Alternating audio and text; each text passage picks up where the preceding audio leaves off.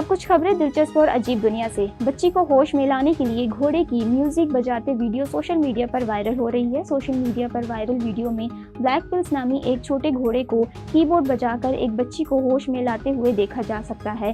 یہ منظر پیسیڈانا کے شرعی nurse of children medical centre میں ریکارڈ کیا گیا، جہاں منی تھراپی ہارسز پروگرام کے تحت بلیک پلس نامی یہ چھوٹا گھوڑا باقاعدگی سے آتا ہے۔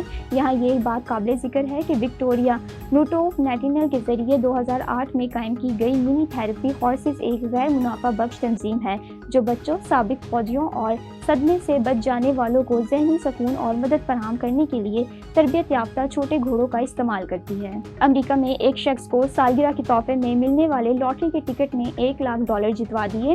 امریکی ریاست لائیوا کے شہر ڈکس، نیویارک سے تعلق رکھنے والے سرجن جانسن نے لائیوا لیبارٹری کو بتایا ہے کہ وہ اپنے دوستوں کے ساتھ 72ویں سالگرہ منا رہے تھے جب ان کے دوستوں نے انہیں ایک کارڈ دیا جس میں کچھ اسکریچز آف ٹکٹ موجود تھے۔